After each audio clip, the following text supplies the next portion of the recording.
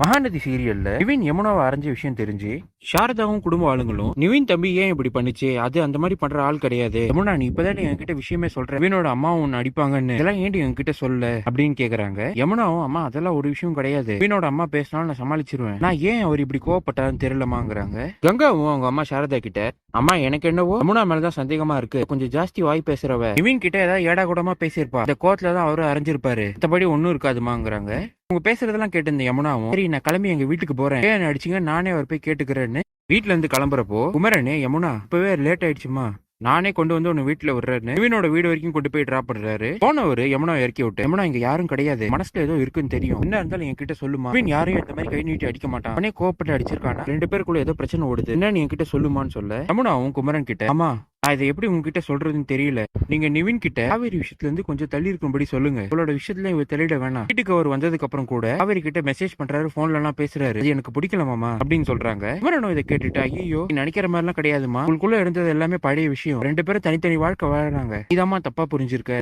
கூடிய சீக்கிரம் எல்லா பிரச்சனையும் சரியாயிடுமா, நானே வந்து நிவின் கிட்ட பேசுறேன். உள்ள போனவரு நிவின் கிட்ட அட்வைஸ் பண்றாரு, நிவின் யமுனா நல்ல பொண்ணுதான், ஏதோ கோவத்துல ஒரு சில வார்த்தை விட்டுருப்பா, அதெல்லாம் கை நீட்ட வேணாம்ப்பா, நீ பேசி புரிய வச்சாலே போதும்பா, இதான்ப்பா விட்டு கொடுத்து போகணும்னு குமரன் சொல்ல நிவினும் கேட்டுக்கிறாரு. நிவின் வீட்ல இருந்து கிளம்பின குமரன் நேரா பொருட்காட்சிக்கு போய் காவேரிக்கு போன் அடிக்கிறாரு. காவேரி நான் பொருட்காட்சிக்கு வெளில தான் நிக்கிறேன், எல்லாமே மூடிட்டாங்கம்மா, இதுல கூட ஆள் இருக்கிற மாதிரி தெரியல, நீ எங்கம்மா இருக்க சொல்லு, நான் வேணா வரட்டாமான்னு சொல்ல காவேரியும் விஜய் கூட இருக்கிறதே இவருக்கு தெரியக்கூடாதுன்னு மாமா இல்ல மாமா நாங்க வந்து கிளம்பி வெளியே வந்திருக்கேன், தான் போன் பண்ணி சொன்னேன் நாளைக்கு காலைல தான் வருவேன்னு, நான் இங்க சேஃபா தான் மாமா இருக்கேன், பத்திரமா நாளைக்கு காலையில வந்துடுற மாமாங்கிறாங்க. குமரனும் போன் கட் பண்ணிட்டு காவேரி விஜய் கூட தான் சேஃபா இருக்கா போல, நம்ம கிட்ட சொல்லதான் தயங்குறா, உங்களுக்கு நம்ம மேல எப்ப நம்பிக்கை வருதோ அப்ப சொல்லட்டும்னு அங்க வந்து கிளம்பி வீட்டுக்கு போறாரு. விஜய் காவேரி கிட்ட நீ சொன்னதை வச்சு குமரன் கண்டுபிடிச்சிருப்பாரு நீ என் கூட தான் இருக்கேன்னு, ஏன் நீ அவர்கிட்ட உண்மையை சொல்லிருக்கலாமேன்னு சொல்ல காவேரியோ இல்லங்க அவர்கிட்ட உண்மையை சொல்லுவேன், நான் ஏதோ ஒண்ணு எனக்கு தடுக்குது அதனாலதான் நான் சொல்லுங்கிறாங்க. விஜயும் காவேரி கிட்ட இல்ல காவேரி எனக்கு ஏதோ நினைப்பாவே இருக்கு அப்படின்னு சொல்ல காவேரியும் தெரியுங்க நீங்க அந்த வெண்ணிலா நினைச்சு ஃபீல் பண்றீங்க எனக்கு தெரியுது, வெண்ணிலா நல்ல பொண்ணுதான், பசுபதி மாதிரியான ஆளுங்கெல்லாம் அவளுக்கு ஏத்தி விட்டதுனால தான் அவன் இந்த மாதிரி மாத்தி பேசுறான், நம்மளும் அவளுக்காக ஏதாச்சும் செய்யணும்னு சொல்லி விஜயும் ஆமா காவேரி அதே தான் நானும் யோசிச்சேன், வெண்ணிலாக்கு பினான்சியலா நம்ம ஏதாவது சப்போர்ட் பண்ணணும், அவ்வளவு சந்தோஷமா இருக்கணும், உங்க மாமா கிட்டே சொல்லி புரிய வைக்கணும் அப்படிங்கிறாரு.